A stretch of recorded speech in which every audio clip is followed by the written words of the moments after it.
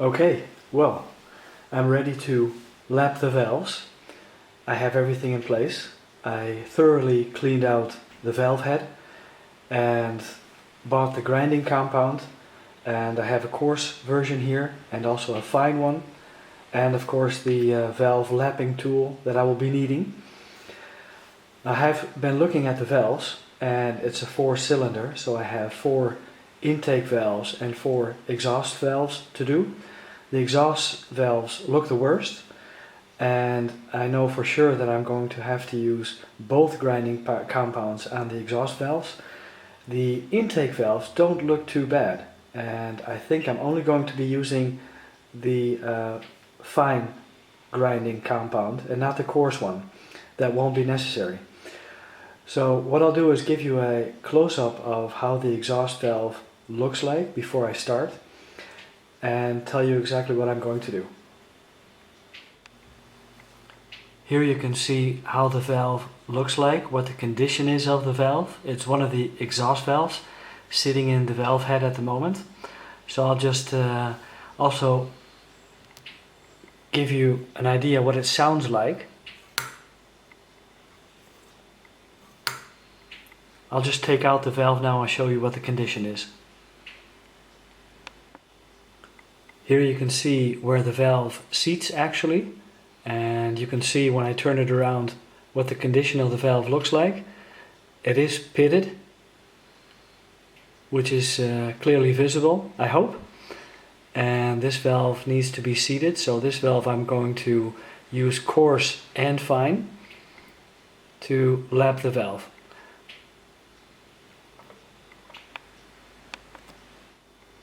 Well, as you can see, I've been able to take off some of the corrosion and buildup of exhaust materials on the valve, and as far as I'm concerned, it's not necessary to get it all the way back to bare metal, because when it's back in the engine it's going to build up again anyway. But I've been able to take quite some off with a little piece of sandpaper, and it feels completely smooth. Now the important thing is that we don't use any sandpaper on the seat of the valve, of course, because we're going to grind those in. And also we don't want to use any sandpaper on the valve stem itself, because that has to fit in snug again, so we don't want to touch that. What I'm going to do now is put on a little bit of coarse compound and connect the tool and start lapping in this first valve. So I'll get back. Well, here we have the first valve, and I'm going to very carefully put on a little bit of compound in a few places on the outside, sorry, on the seating part of the valve.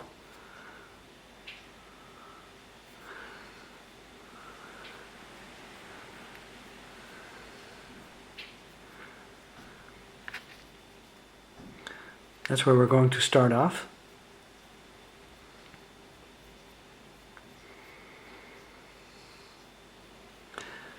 And before we put the valve back into place, we also have to make sure to oil, a little bit of oil on the valve stem. And let me just carefully clear off the compound, because it now got onto the valve stem, and that's something we do not want. There we go. Okay, everything is clean. That looks fine. So now we're going to place that into the first valve. The camera is at a little bit of a different angle now, because otherwise I can't do any work. So let me fit the valve to the valve.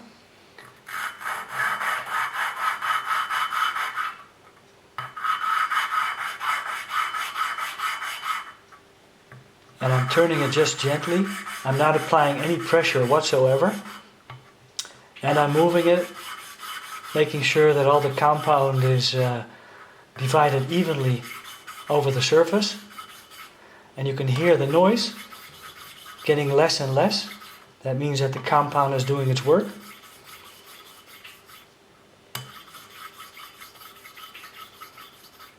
Okay.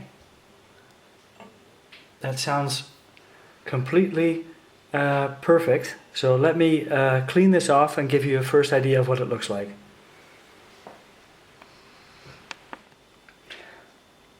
Well, after using the first coarse compound, you can see the difference already. It's looking like a nice clean surface all the way around. And so now I'm going to do it with the fine compound and give it a few more turns, clean it all out, and then we've done the first valve. Well, let's now put on some fine compound, just a little bit.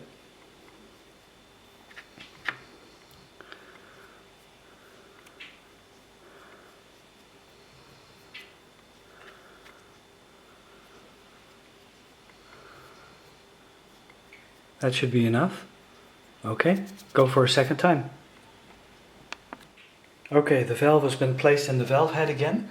So I'm going to connect the suction tool to the valve. There we are.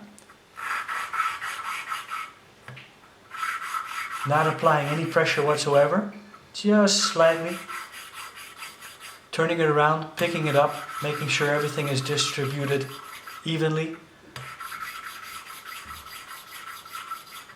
And eventually you will be able to hear that we're finished with lapping this valve.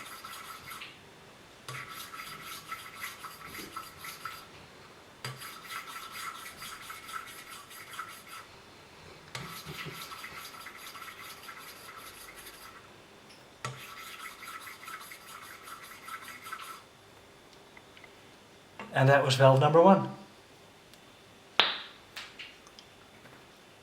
And it's actually looking very, very nice. I'm satisfied. I'm finished with this first valve. So I'll get back to you, start doing the other valves, and when I'm finished I'll get back.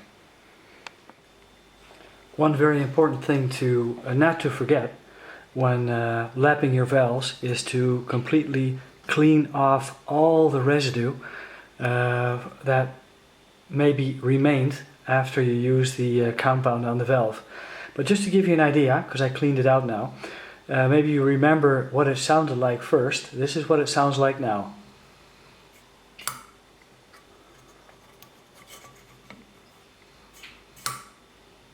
It sounds a lot crisper, a lot cleaner.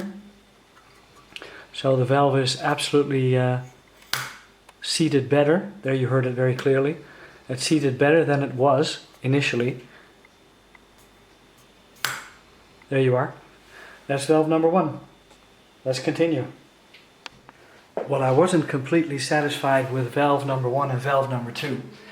And one of the reasons was that the lapping tool that I was using was a little bit too big. So now I'm going to use a smaller one. And I have a better grip on the valve. I'm doing this with the fine lapping compound. Just once more.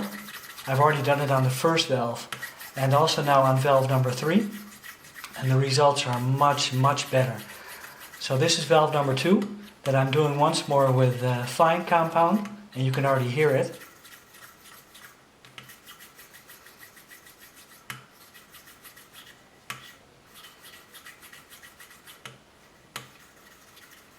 There we go, much, much better. Well, I hope I was able to give you an idea what it entails for the first time to lap valves. And I finished off all 4 exhaust valves, and I'm actually quite satisfied.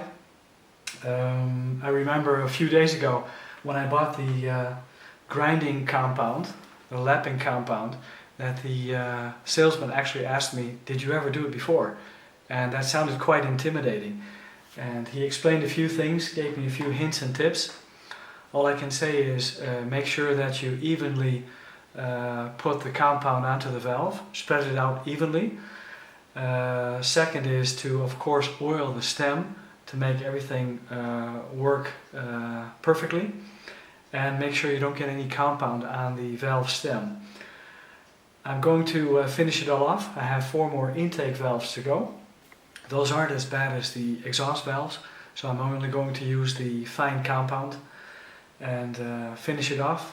order the valve seals, put it all back together again, and start on the next part of the bike. So I hope you enjoyed watching this, and I have to say I did learn a lot today, and I'm satisfied with the result.